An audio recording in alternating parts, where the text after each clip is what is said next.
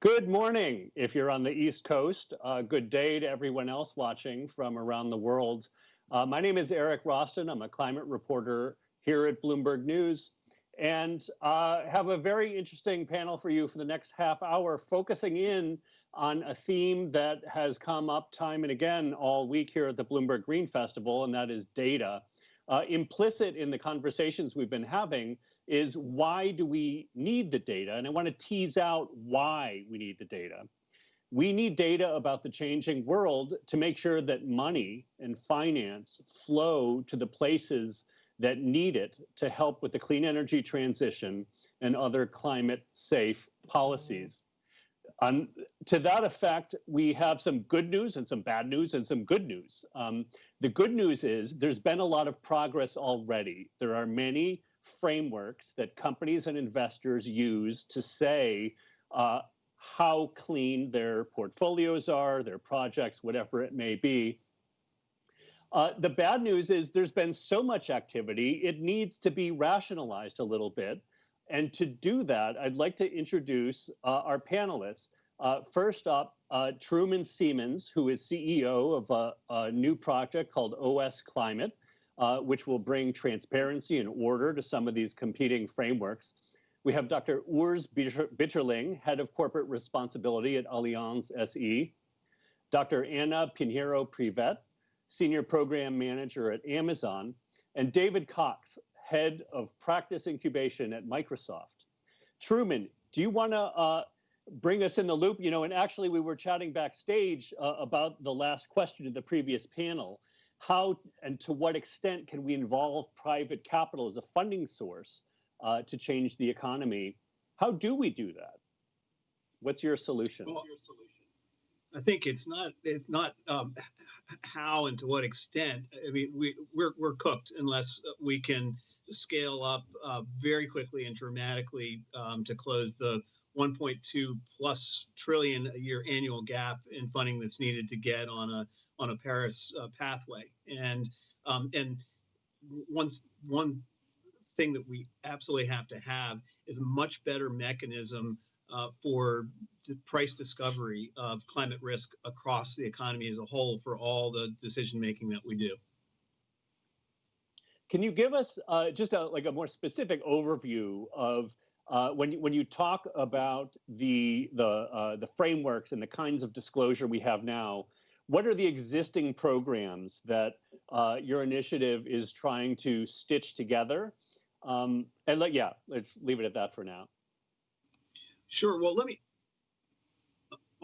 first just say that one of the things that is crucial for stitching together all those, and then we can talk a bit about what we are stitching together, is a public open access platform of data and analytics that can really knit together a whole range of different data that is needed for climate-aligned investing, and the analytic tools that can put that data to work in a whole range of different investment decisions by asset owners, asset managers, banks, and the like. So that's what OS Climate is, and that which will be built by LF Climate Finance. That's a new initiative under the Linux Foundation. But maybe Urs is able to better talk about sort of what the picture of data and frameworks looks like from the investor perspective. I'm happy to do so. Hi, everyone. It's good to speak to you, although I can't see you.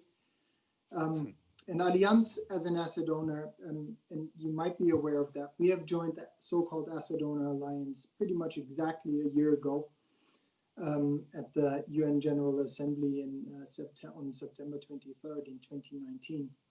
And this is a group of asset owners that committed to net zero portfolios in 2050.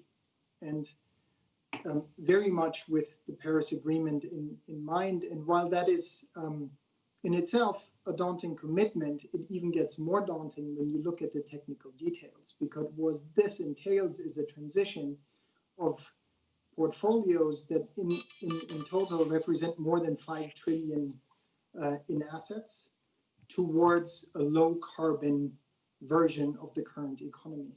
And what we need is data. And we need data for a range of reasons. Obviously, to ensure that we steer our portfolios properly, and also in keeping our fiduciary duties that we have with our clients. And secondly, and this is a more philosophical thought, we are making it too hard for other asset owners to join in if we don't have the right tools available to do that. And our tools in the financial industry are simply data, platforms, and analytics. And if we don't have that, we will always be, a convinced few. But we are making the choice to join on that pathway, which we think is necessary, too hard. Okay, so just to make it a little bit more concrete, I want to make sure I'm understanding is so like Carbon Disclosure Project, now CDP, has been around for 20 years, and as many companies disclose on their climate, on their water footprints there are brand new European frameworks that are coming out guiding corporate disclosures. There is Sustainability Accounting Standards Board, I'm going to get this, the Task Force on Climate-Related Financial Disclosures, or TCFD. People maybe not as steeped in the topic as you are, we see a real alphabet soup of ways to disclose. So is OS Climate, is the goal really to bend all of these frameworks into one sort of portal? Is that a good description? It's a great description, and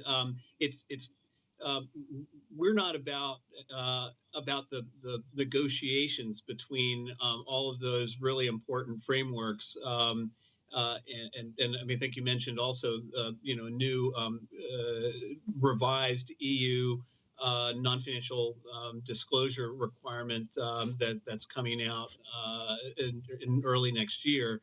But what we can do is to create one single platform where all of the data that's collected under those various frameworks from companies like Microsoft and Amazon and Allianz, and even Allianz itself as a reporting entity, can be put into one place, and then can be sliced and diced according to all of those frameworks, and also to be a place where basically a technology platform is a partner to those frameworks in aiding them as they try to consolidate and align.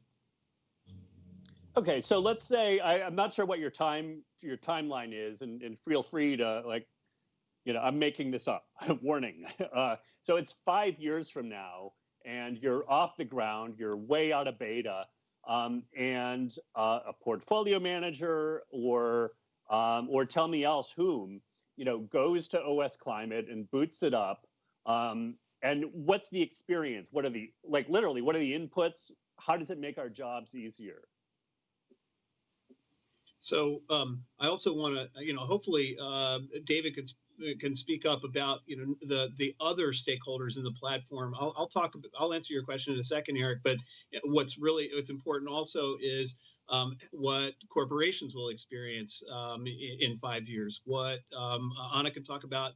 What academics and scientists will experience. But from the investor perspective. And it won't be 5 years.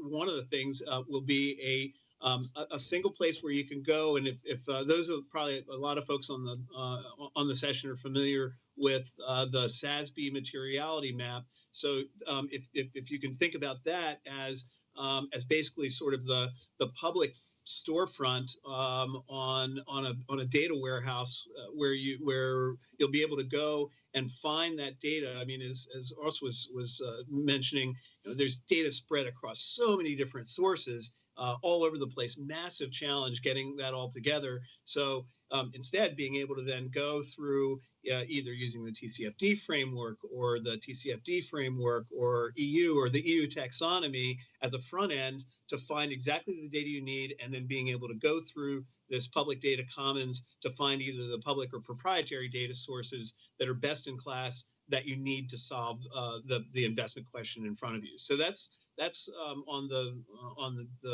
data commons side of the OS Climate platform. on the, in 5 years on the analytics side of the platform, what we anticipate, and we've got already some great contributions of intellectual property from world-class tool providers, is an environment where a whole range of different tools for portfolio analysis, for security selection, and then within 5 years also for important planning by governments, investment strategies by international institutions, where all those come together and are able to run multiple different physical and transition scenarios through a common platform, so that the outputs are comparable, and also so that commercial tool providers can use that common platform to build even better, important niche products.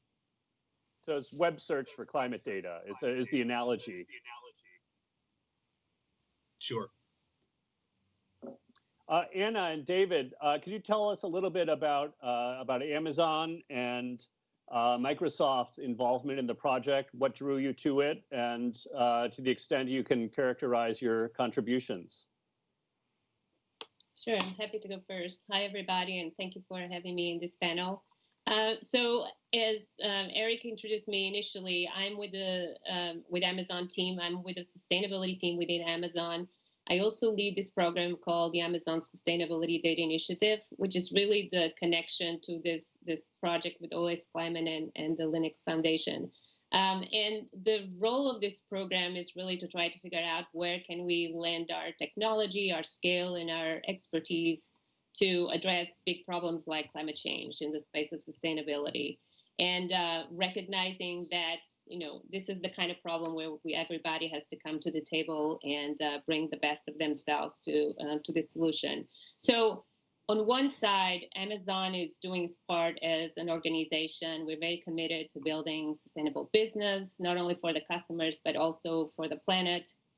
And as part of that, some of you might, or hopefully most of you might be familiar with the climate pledge that we helped fund, we co-funded last year as a commitment for Amazon to be net zero carbon across our entire business by 2040. And as part of that, we made a series of commitments, not only to power all our operations with 100% renewables by 25. We made a series of commitments in terms of purchasing electric delivery vehicles and other types of activities. But another thing we bring to the table too is, you might be familiar, is the Climate Pledge Fund, and some of these resources and funding we bring in to helping support development of technology and services to support a carbon net zero process. But in addition to that, we see an additional role that we can play. We can play this enablement role. And in this case, and through the Amazon Sustainability Data Initiative, what we're trying to do is understand where are the main challenges and pain points that this community is experiencing in terms of data accessibility, discoverability, and analysis, and how can we leverage the Amazon cloud to enable that process. And this is where we align very closely with what OS Climate is trying to do, in the sense that we're trying to identify where are those big data sets or small data sets that are required and critical for this conversation. How can we make them more accessible to everybody independently where they are in the world and the resources they have? And how do we bring the analytical capabilities as well to support that process? And I'm happy to talk more about it, but I don't want to take all the bandwidth. So. Just by analytic capabilities, like what do you mean specifically by analytic capabilities? Yeah, so one of the advantages of the cloud is that you can bring these massive data sets to one location, right? From, traditionally we have all these data sets in silos, and that's been one of the big challenges, as Truman has mentioned, is that there's the repetitive effort of everybody discovering the data they need, acquiring it, bringing it to their own computers, and then having the capabilities like the tools and the algorithms to be able to analyze the data and derive the insights that that are required. And so the idea here is that if we leverage the cloud as a way to bring all of these resources together, or at least as OS Climate is doing it in a federated way, but discoverable through one location, and then you have next to the data, the algorithms, the tools, the services that now allow you to do machine learning and database exploration and visualization, all of that is inherently available next to the data in the cloud. And we want to encourage as much as possible for people to access those resources and to experiment, because the easier you make experimentation, the more likely innovation will emerge. So that's kind of the core of what we're trying to accomplish here. Cool. Thank you. David, what about Microsoft's contribution? What do you have to add to Anna's thoughts? Well, we've had a strong commitment to sustainability for many years. We've been carbon neutral since 2012. We plan to be carbon negative by 2030.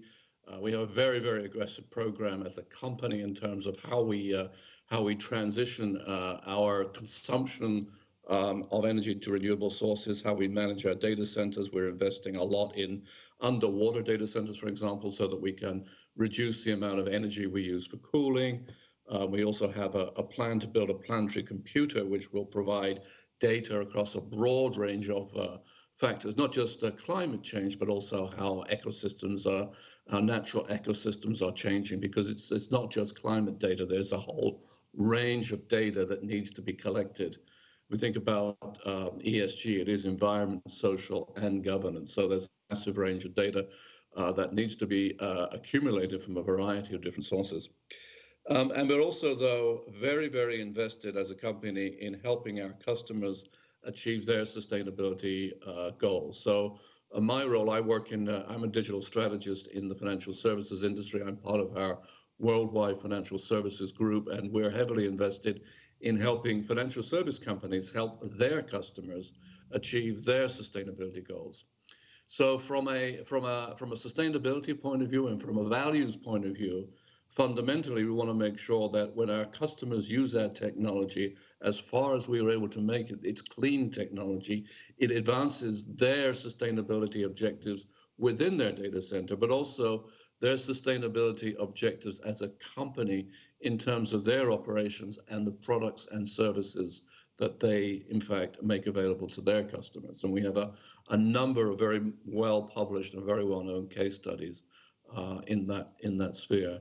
Data is a big part of the issue, but it's only one part of the issue. It's also about helping businesses become more efficient in terms of their overall operations, of which sustainability is a really critical part.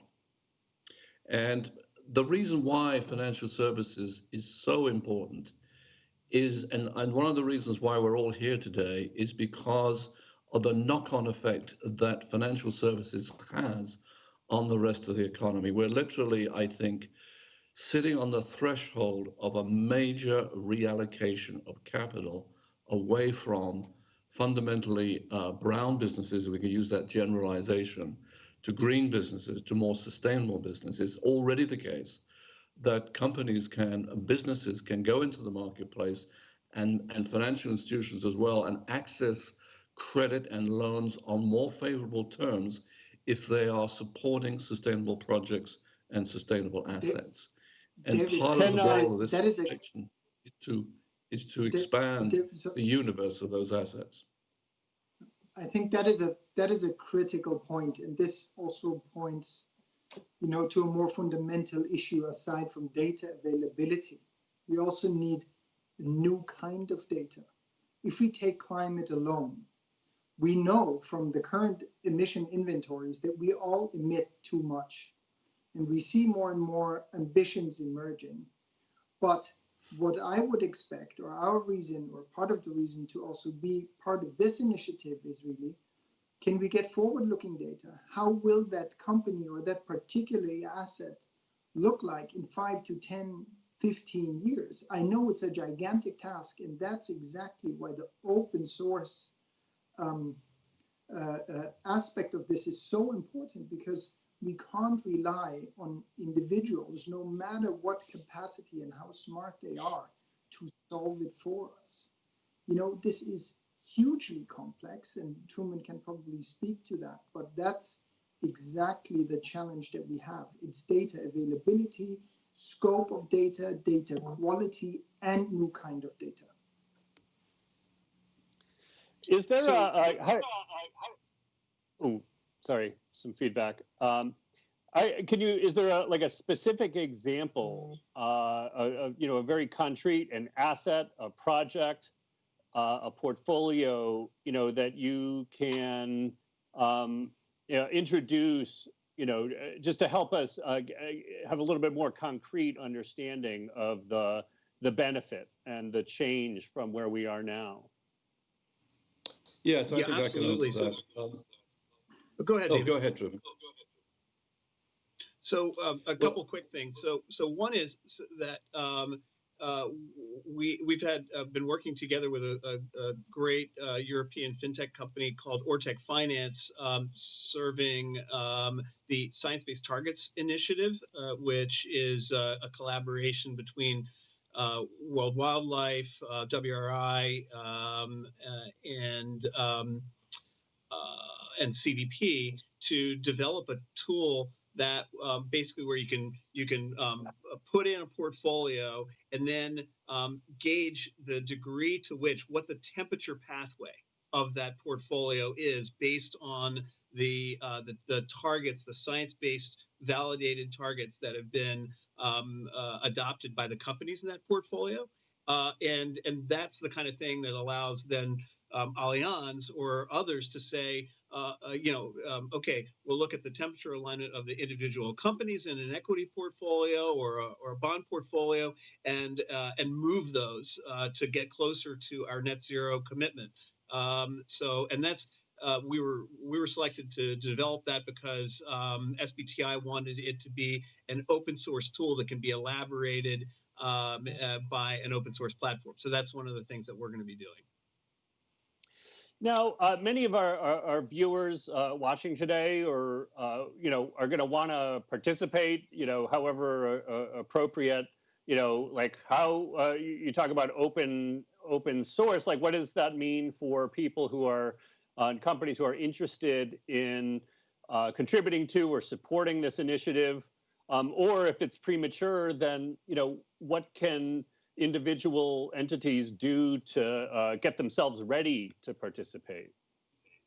Well, so one of the reasons why we made the whole decision of going to Jim Whitehurst, who's now the president of IBM, to ask if the community-based open source approach that has been such a huge driver of innovation in the tech sector, but also life sciences, to this problem is because it's too big for any one institution to solve alone. It's way too big for that. What we need is the force multiplier of an approach that has developed the Linux operating system and the Human Genome Project and vaccines, where you can efficiently organize the work of dozens, hundreds, often even thousands of individual contributors to working on pieces of that technology platform. We had a really fantastic start at that, literally just last week, with 20 world-class people from Amazon, Allianz and its IDS subsidiary, and Microsoft sitting down at the table to bring their strengths together on the beginning of the development of the Data Commons platform. So it's a force multiplier. And it also creates basically like a Switzerland, where competing firms like Amazon and Microsoft can find common ground and work on things that they all want to advance together. So Data Commons is just the name of the tool or the interface that you're developing? So yeah, the technology platform, basically you can think about it as a big data library and all the software and services that pull in data and then make it accessible on one hand. So that's the Data Commons, and then the other side being the modeling and analytics for taking that data and turning it into investment insight. Okay, so to give us a little sense of what we can expect next, and and when we can expect it. Obviously, many elements of this conversation are moving very quickly, and I imagine it's hard to keep up. Well, as I said, we've broken ground already on prototyping the data commons, and I would just say watch this space and look for more details around what that looks like coming out from LF Climate Finance and OS Climate and the partners here, as well as S&P Global, who's a really crucial partner there. We aim to have a prototype out for the finance community to engage in, and the tech community to engage in within months, but date yet TBD. But I mean, if I certainly would welcome if any of my colleagues on the panel want to say what they would hope to see as part of that prototype. Any thoughts on that? Yours? No? Yeah, sure. I mean, for us as an investor, and you've heard this, there's some basic needs that we have with regards to the data. There's comparability, which is a huge issue. There's scope in the sense of really what parts of the portfolio are we actually covering. So all of these issues need to be addressed. And rather than waiting for the individual solution to grow eventually into something that could give us that, then we still have the variance between different providers. So it's exactly as Truman says. The first thing on the Data Commons platform is really work towards minimum viable product within months, that we see these are the requirements we as asset owners have, and then let's start working to filling the gaps as they are. Yeah, and you asked the question, Eric, which I don't think I fully answered your question before that about sort of how to get involved. So I mean, the time is now. And it's not too late to get involved or too early rather. So other asset owners, asset managers, banks, and technology companies are encouraged to come to the table right now and work with us in building this data commons prototype. We've gotten some great offers of contributions of intellectual property, either data or analytics into the platform, and we're wide open. And literally since the announcement, we've had a dozen really promising conversations start up with major contributors, potential contributors, and even individuals. We're not yet ready to get individuals to work with these other institutions on the project, but we will be soon, and it's not too soon to reach out to us. There's contact information in all of our website and the media that's out there, and we will gather those people together and get them engaged in projects as soon as possible, and that's probably months away. Great, that's great. I'll also add to that we want to encourage corporations to join as well, because it's very, very important to have corporations as part of this arrangement, and many of them are struggling with all the multiplicity of reporting requirements that they have today. In our last minute or minute and a half or so, maybe we should just back up and say, we have bigger wildfires than ever before. We're about 1 or 1.2 degrees warmer than the 19th century. We have stronger, more intense hurricanes. Your awareness of these things, how does that intersect with the work you're doing? Does it add urgency? Is it a different part of your brain? I don't know about the rest of you guys, but I know you all well enough. It's why I get up every morning, and it's why this, is so important and crucial. We've got to move. We got to move so much faster, so much more effectively. Move the money. We could get all the policy right. We could get behavior change right. We could get technology right. But if we don't get the finance piece right, we're cooked. Thank you, Truman. Any other thoughts on that? Well, I just want to throw in. that. Oh, go ahead. Sorry. Go ahead. Well, I was going Anna? to say, well, as I mentioned before, we're very committed to this cause, and especially having the opportunity to encourage more innovation, which is really critical in this space. And given the urgency, we just feel like it's the time for us to bring our resources and expertise to the table. And collaboration is really the way to move forward with complex problems like this. So we're very excited to be at the table with this project. Thank you, and everyone else is just excited there's a table.